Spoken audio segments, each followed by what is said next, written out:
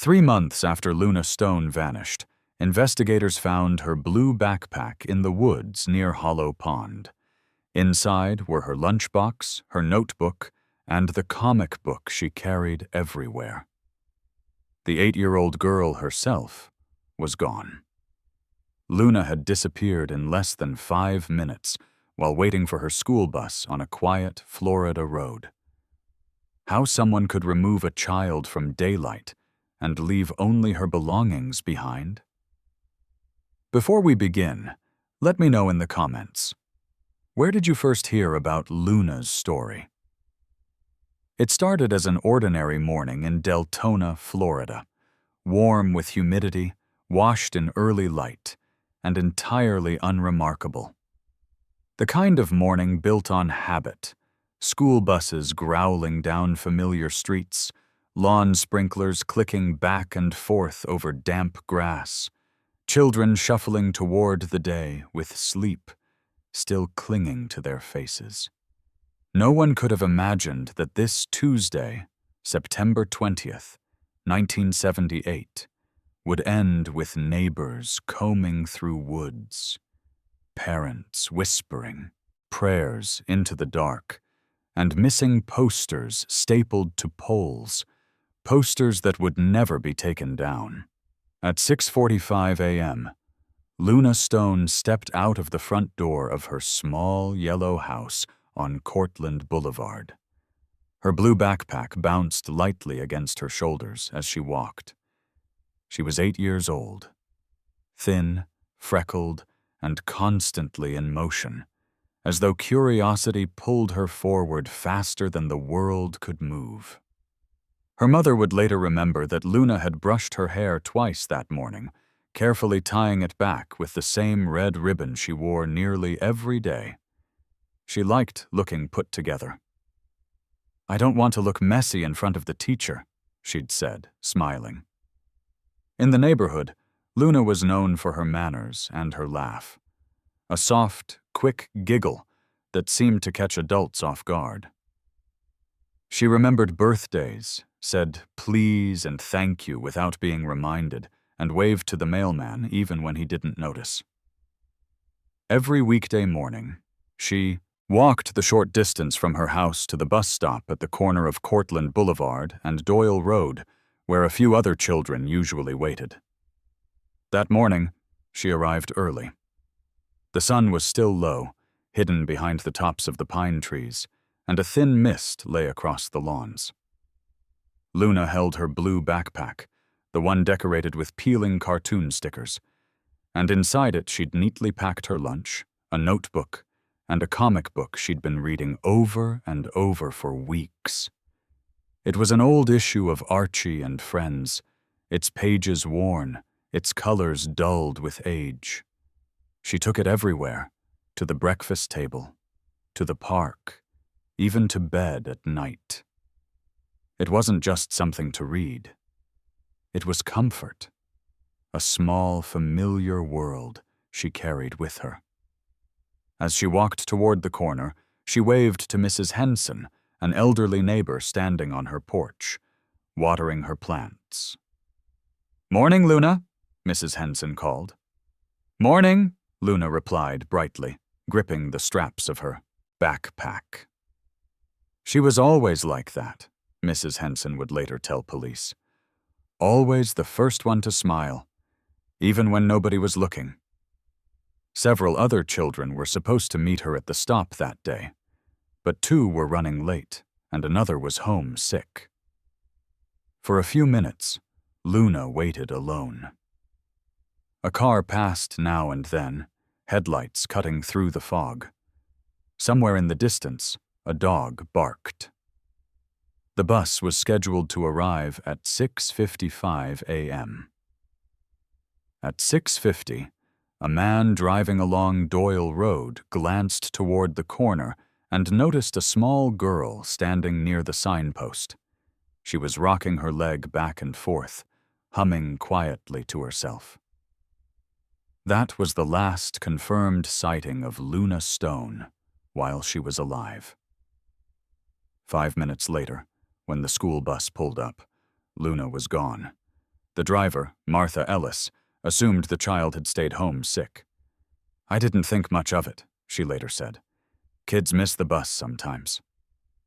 The other children climbed aboard, and the bus pulled away, leaving behind nothing but an empty stretch of pavement and a few pine needles scattered on the ground. It wasn't until the school called later that morning, asking why Luna hadn't arrived, that Joanne Stone felt something cold settle in her chest. She had watched her daughter leave the house. She'd seen her walk halfway down the street before turning back inside to make breakfast for her son. She remembered hearing Luna's faint voice outside, humming, and then nothing. No tires screeching, no shouting, just silence. Within the hour, police cars began arriving in the neighborhood. Deputy Frank Morelli from the Volusia County Sheriff's Office was the first to respond. He found Joanne pacing near the mailbox, gripping a dish towel tightly in one hand. "She's never late," Joanne told him. "She's never late for anything." The deputy spoke gently, trying to reassure her, but even as he did, his gaze drifted toward the dense line of trees across the road. Tall, pines tangled together, stretching back toward a pond hidden behind them. There were too many places for a child to disappear. By midday, more officers had arrived. Yellow tape cordoned off the intersection as searches began through ditches, open fields, and tree lines. Word traveled quickly through Deltona. A little girl missing, last seen waiting for the school bus. Parents left their jobs. Neighbors gathered. Soon, dozens of volunteers were searching shoulder to shoulder. Some walked on foot. Others rode bicycles or horses. By evening, helicopters from neighboring counties circled overhead, spotlights sweeping across the forest and the dark, rippling surface of Hollow Pond. The town seemed to hold its breath. Neighbors described Luna as the kind of child everyone noticed. Small, with brown hair that never stayed braided for long, and an oversized denim jacket she insisted on wearing even in the Florida heat. "She just had energy," one man said. "You'd see her walking, and you'd smile without thinking." That energy, the laughter, the way she hopped over sidewalk cracks, made her absence feel unbearable. There were no screams, no witnesses to a car stopping, no trail leading away from the bus stop. It was as if the morning itself had swallowed her. On the second day, K-9 units were brought in. The dogs picked up Luna's scent near the bus stop, but lost it less than 50 feet away, near the mouth of a dirt path leading toward the woods. The area was thick with brush, littered with beer cans and old tire marks. Still, nothing surfaced.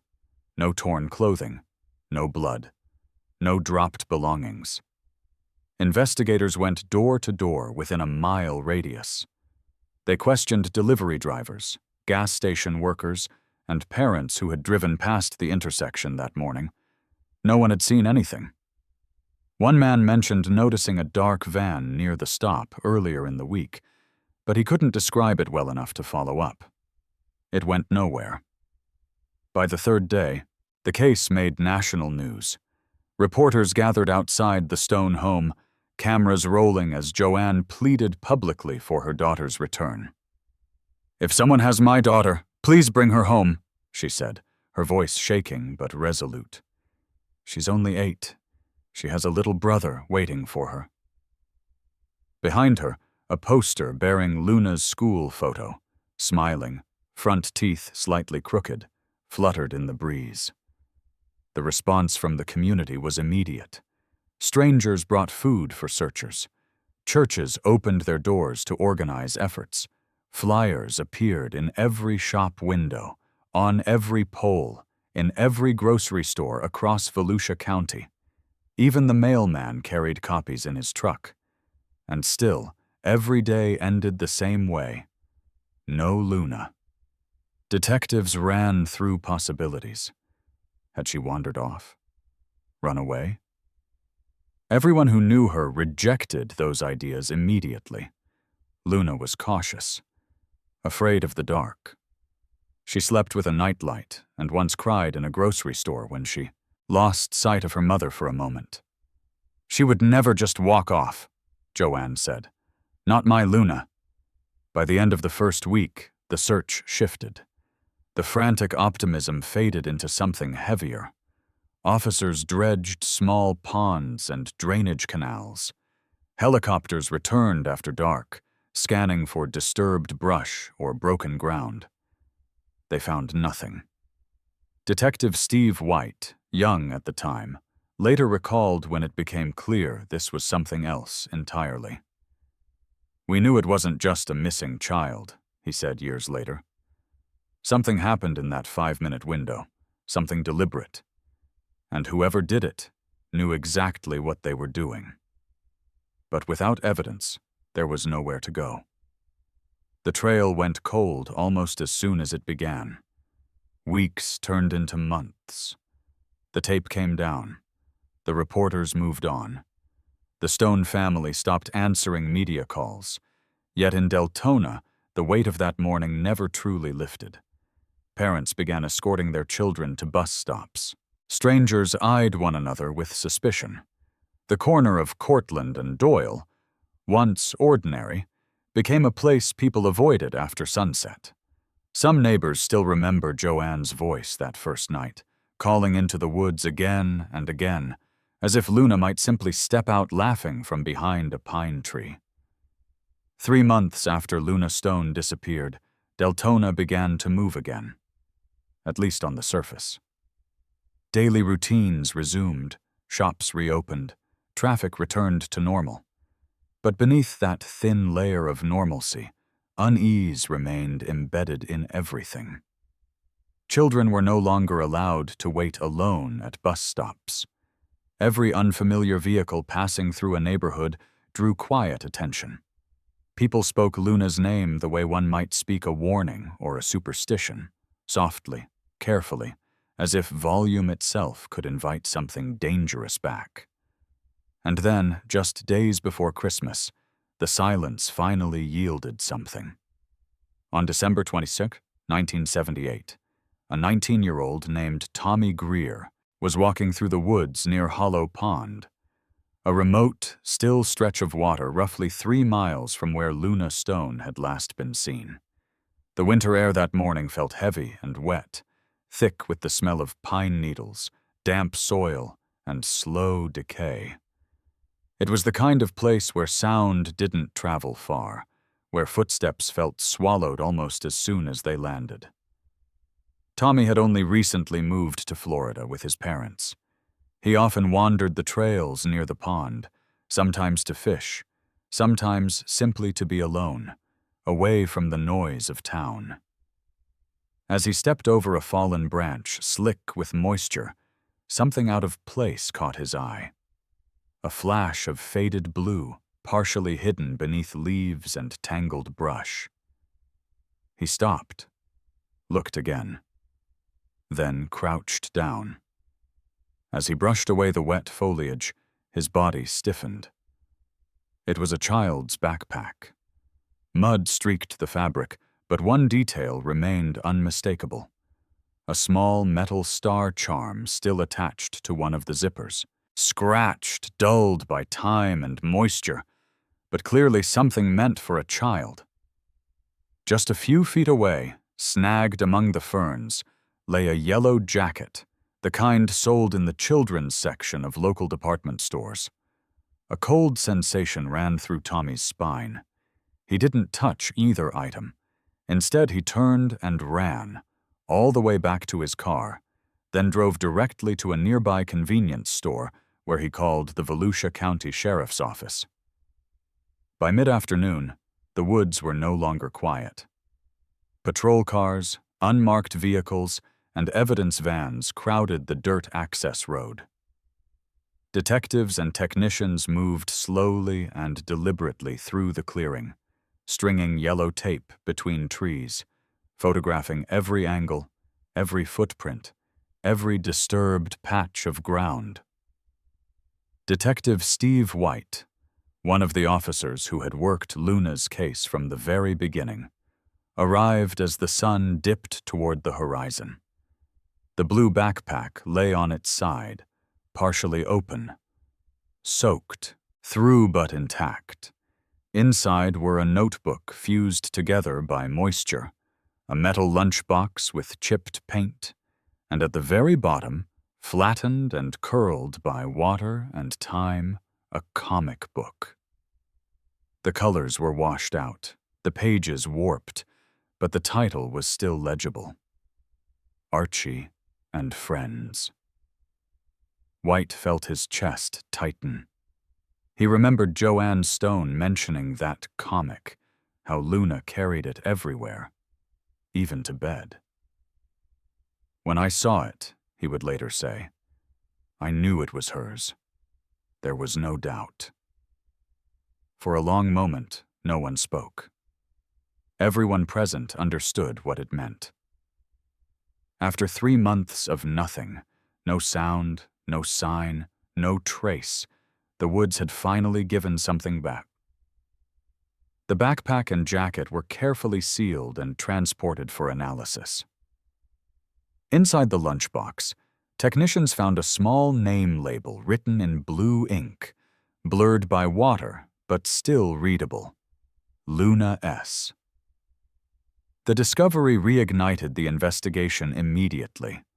The sheriff's department reopened field searches, expanded the perimeter around Hollow Pond, and brought in dive teams to comb the water. For days, officers worked the area relentlessly, cutting through dense undergrowth, wading through shallow water, scanning every inch of ground for anything more. But nothing else surfaced. No footprints, no blood, no additional clothing. Just the backpack, just the jacket. For investigators, it wasn't closure, but it was direction. Finding those items didn't mean the case was over, Detective White said. It meant there was still something there. We just had to keep looking. When the sheriff's office called the Stone family, Joanne Stone struggled to speak. For 3 months, she had lived on a fragile, painful hope, imagining Luna lost, perhaps taken, but still alive somewhere, still growing, still waiting. The backpack shattered that illusion. That evening, reporters outside the Stone home said Joanne stood on the porch, holding one of Luna's stuffed animals, her voice barely audible. They found her things, she said. That means she was there, and maybe she's still close. For the family, the discovery was both agony and promise. Proof that Luna had been somewhere, that someone still knew something, and that the search could not end. Luna's older brother, Eli, told a local paper, Mom thinks maybe she dropped it while she was running. I think someone took it from her and left it there on purpose. Either way, we're not giving up. The weeks that followed brought a surge of new leads. Residents reported unfamiliar vehicles near Hollow Pond. Others recalled men camping in the woods that fall, or hunters who'd disappeared briefly and returned. Detectives chased every rumor, every half-formed memory that might explain how Luna's belongings ended up there. Aerial searches resumed. Forensic specialists from Orlando were brought in to examine the backpack and jacket for fibers, fingerprints, or trace evidence. Soil, water. Surrounding vegetation were tested for disturbances invisible to the naked eye. Nothing definitive emerged. Not yet. Still, investigators refused to call the case hopeless. These cases don't close, one deputy said. They wait. For Deltona, the discovery reopened old fears and old faith. Fear that someone dangerous had lived among them. Faith that the truth, buried in the same earth that hid Luna's things, might still rise. Why had the woods returned her belongings, but not her? By early 1979, the investigation narrowed. Not because answers were found, but because possibilities collapsed. Leads dissolved into rumor and silence. And one name began appearing again and again in police reports. Raymond Haskins. Haskins was 42, a truck driver, heavy-set with graying hair and sunburned arms. He lived alone in a small rental house off Doyle Road, less than half a mile from Luna's bus stop. At first glance, he seemed unremarkable. But locally, his name carried weight. Years earlier, he had been accused of exposing himself to children at a park in Sanford. The charges were dropped for lack of evidence. Another time, a mother reported a man matching his description following her daughter in a green pickup truck. Again, nothing came of it. In small towns, reputations linger even when proof doesn't.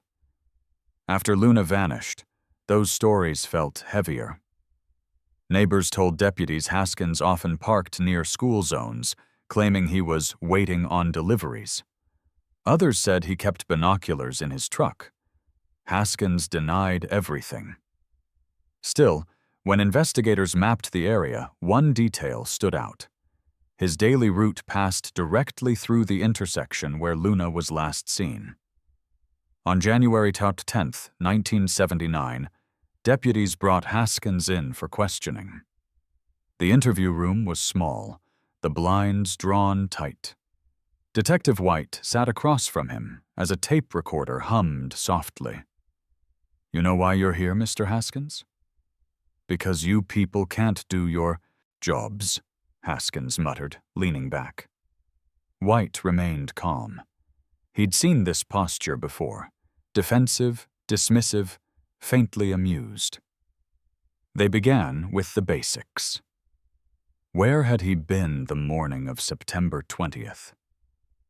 Haskins claimed he was on a delivery run to Deltona Beach. But when pressed for specifics, times, stops, receipts, his answers blurred. "I stopped for gas somewhere on 17 to 92. Maybe around 7. I don't track every damn thing I do." The detectives exchanged a look. Luna had vanished between 6:50 and 6:55 a.m. It was a narrow window, but wide enough. That afternoon, investigators searched Haskins's property. Inside his garage, they found cans of specialty automotive paint, rolls of duct tape, and a box of children's toys he claimed belonged to nieces. Everything was documented. There was no blood, no clothing, no sign of Luna. His truck, a green 1969 Ford pickup, was examined thoroughly. No fibers, no prints, nothing tying him to the crime. Still, officers felt uneasy around him. "He smiled at the wrong times," one later said, "like he enjoyed the attention." When news broke that a suspect had been questioned, Deltona buzzed. Some felt relief, finally a name. Others urged caution. "If he did it," one resident said, "prove it. Being strange isn't a crime." But to many, the coincidences were impossible to ignore. He lived nearby. He had a history. He fit the profile. Parents warned their children, "Don't walk alone, don't talk to strangers, stay away from trucks." Inside the sheriff's office, reality set in. Suspicion wasn't evidence. In 1979, forensic science offered no miracles. DNA testing didn't exist. Hair and fiber analysis required comparisons they didn't have. There was no body, no clear crime scene. Interviews led nowhere. Witness timelines conflicted. One man recalled hearing a truck that morning, but couldn't describe it. When the file reached the state attorney's office, prosecutors reviewed it carefully, then returned it. Insufficient evidence. No charges filed. The decision cut deep. "If it wasn't him," Joanne asked publicly, "then where is my daughter? And if it was him, why is he free? No one could answer. Haskins eventually left Deltona. Some said Georgia, others said the Midwest. Detectives checked in on him occasionally, but nothing ever linked him to another case. He was never charged, never confessed. He disappeared into the highways he once drove. Detective White never forgot that interview. He was too calm, he said years later. Either completely innocent or someone who'd already made peace with something terrible. The file on Raymond Haskins remained open, not as an accusation, but as an unresolved question. Some officers believed he was guilty, undone by timing and lack of evidence. Others believed he was merely unlucky. White stayed between. He knew something, he said quietly. Maybe not everything, but something. You can see it in a man's eyes when he's holding back part of the truth. If it wasn't him, then who stood on that corner when Luna Stone vanished? By the early 1980s, Luna Stone's disappearance had taken on a life far beyond the original police file. While her case sat dormant in a drawer at the Volusia County Sheriff's Office, outside those walls it continued to circulate, retold in diners, debated on local radio, and folded into America's growing obsession with unresolved crimes. As Florida became synonymous with drifting offenders and nameless violence, people began to wonder whether Luna had crossed paths with something far darker than a random tragedy. The timing felt too precise, the geography too convenient, and with each new headline, coincidence slowly blurred into connection. The first name to surface was Otis Toole, a transient drifter whose reputation was already cemented in public fear after his involvement in the 1981 abduction and killing of Adam Walsh, a case that permanently altered how the country viewed missing children. Toole's confessions were chaotic and unreliable, but his movements unnerved investigators and reporters alike. He had lived in Jacksonville, passed through Orlando, and worked odd jobs in Volusia County around the same time Luna vanished. Once that detail emerged, the media seized it, asking in bold headlines whether this could be the man who took her. Television programs replayed Toole's taped confessions alongside Luna's smiling school photo, weaving implication where proof did not exist. Even when police stated clearly that there was no evidence tying him to Deltona, public opinion hardly wavered. People wanted answers, and Toole looked like one. But Toole claimed responsibility for countless crimes across the Southeast, often contradicting himself. He spoke of demons, fire, and what he called the devil's roads, leaving detectives unsure whether he was remembering reality or inventing it. One investigator later remarked that if Toole had been involved, he likely wouldn't have known it himself. When Toole died in prison in 1996, the rumors faded, but only briefly.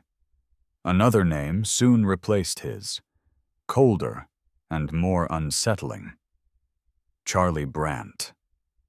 Unlike Toole, Brandt was not a drifter.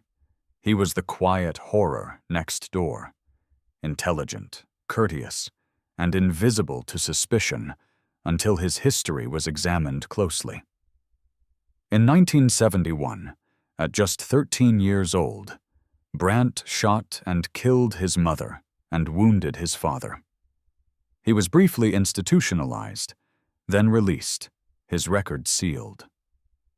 He went on to marry, build a career, and present a flawless image of normalcy, an illusion that shattered in 2004 when he murdered his wife, Terry, and their family friend, Michelle Jones, in the Florida Keys. When police searched his home, they found anatomy books, crime scene photographs, and detailed medical sketches, evidence of a disturbing fixation on control and dissection. That discovery sent shockwaves through law enforcement and prompted a review of unsolved cases across the state. Inevitably, Luna Stone's name surfaced again. Brant had lived in Central Florida in the late 1970s. He was methodical, intelligent, emotionally detached. The question spread quickly. Could he be the unseen thread connecting decades of unanswered disappearances? The theory gained momentum. Newspapers ran features speculating about Brant's hidden victims, and years later, podcasts would revisit the idea with renewed fascination. But within the Volusia County Sheriff's Office, the reaction was starkly different. Detective Steve White dismissed the theory without hesitation. There was no physical evidence placing Brant anywhere near Deltona in 1978, and no link tying him to Luna's disappearance. To White, it was another example of narrative overpowering fact. He wasn't angry, just weary of watching the case mutate into myth. Still, many couldn't ignore the parallels. Brant's obsession with erasing identity, his need for control, and Luna, the child who vanished so completely, it felt as though someone had tried to erase her entirely. Whether coincidence could stretch that far became a matter of belief rather than proof. As the years passed, theories multiplied. Some suspected a transient laborer, others whispered about a local man, possibly someone Luna knew.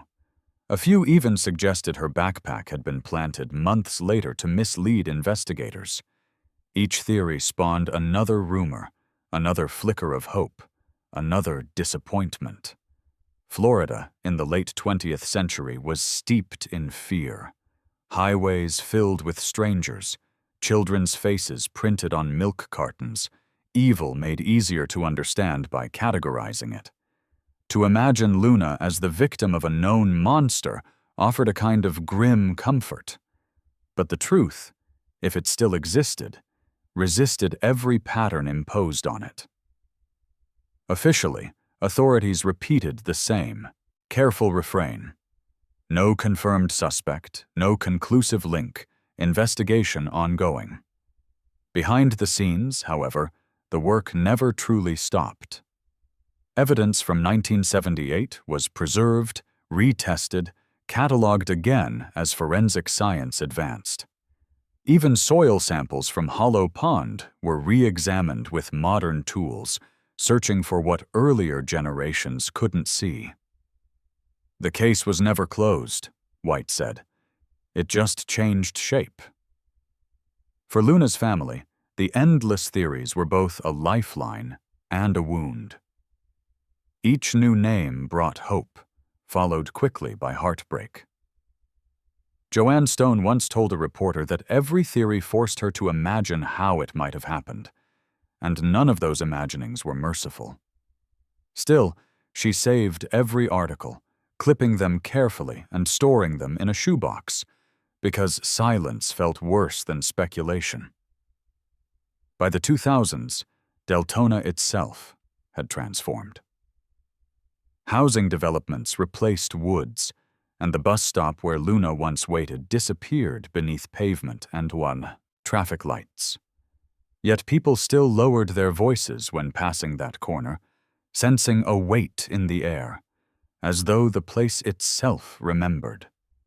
Stories like Luna's never truly end. They echo, adapt, and wait for new eyes to examine old questions. Even now, investigators continue to run the case through national databases, compare DNA from preserved evidence, and cross-check unsolved crimes nearby. The file remains open, not as a relic, but as an unresolved presence. For the Stone family, time never resumed its normal rhythm after 1978. It stretched thin and endless. When reporters revisited Courtland Boulevard years later, they found the same yellow house, its porch light burning even during the day, as if the family feared darkness itself. Inside, Joanne had frozen Luna's room in time. The bed was made the shoes aligned beneath the window, the stuffed rabbit propped carefully on the pillow. She refused to change anything. If Luna came home, she wanted her to know the room was still waiting. Her husband, Herbert, coped in silence, burying himself in work and repairing things that didn't need fixing. Their son Eli grew up learning to soften his footsteps near his sister's room, learning that birthdays were subdued and Christmas always meant 2 stockings, one for a sister who never returned. In 1985, the Stones left Deltona, hoping distance might quiet the memories. It didn't. Each year, Joanne called the sheriff's office, wrote letters to officials and television producers, and kept meticulous notes. Her handwriting grew smaller with age, but the effort never stopped. She didn't want a grave, Eli later explained. A grave meant it was over. Leaving the light on meant there was still a chance. That ritual never changed. Each night, Joanne checked the porch light and whispered goodnight into the darkness. In 2018, a cold case detective called to explain new DNA testing efforts. He offered no promises, only continued work. When Joanne asked whether he thought Luna might still be alive, there was a pause before he replied that someone, somewhere, still knew something. And that meant the story wasn't finished. It wasn't certainty, but it was enough to keep the light burning. When Joanne passed away in 2021, her obituary listed her as survived by her son, Eli, and by the memory of her daughter, Luna, missing, but never forgotten. At the funeral, Eli placed his mother's locket on her chest, Luna's faded photograph still inside. She waited her whole life for an answer, he said afterward. Maybe now she's finally found one. When I think about Luna Stone, I keep returning to the same uncomfortable truth. Nothing extraordinary had to happen for her to disappear. There was no dramatic failure, no single catastrophic mistake that could be isolated and blamed, just a sequence of ordinary decisions, ordinary assumptions, ordinary trust, stacked so neatly together that when she vanished, there was nothing obvious left to undo. 5 minutes. That's the part people repeat because it sounds unreal. But what disturbs me is not the number itself. It's how familiar those 5 minutes are. We give them away every day. We assume safety in them. We let children wait, walk, stand alone, because the world has taught us that routine is protection. Luna didn't break a rule. She followed one. And still, she was taken. Over the years, this case has attracted names, theories, shadows large enough to hold public fear, suspects with unsettling histories, serial killers whose timelines almost fit, vehicles described too vaguely to prove anything, but clearly enough to haunt imaginations. I understand why people cling to those theories.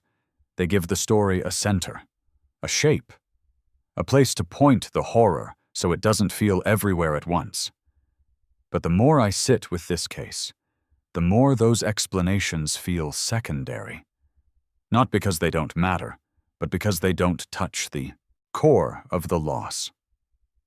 Whether Luna was taken by someone known or unknown, local or passing through, planned or impulsive, none of those answers repair what was broken.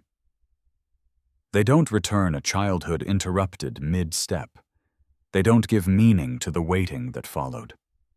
What stays with me instead is time, not as healing, but as erosion. Decades passed.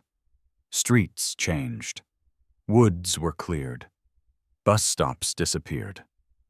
And yet the absence remained, moving silently through every version of Deltona that came after. That kind of absence doesn't resolve itself. It doesn't fade. It simply becomes part of the landscape, like a scar the town learned not to touch. I think often about Luna's mother keeping her daughter's room unchanged. about the refusal to say was, about the porch light that stayed on year after year, long after hope had stopped looking like optimism and started looking like discipline. That wasn't denial.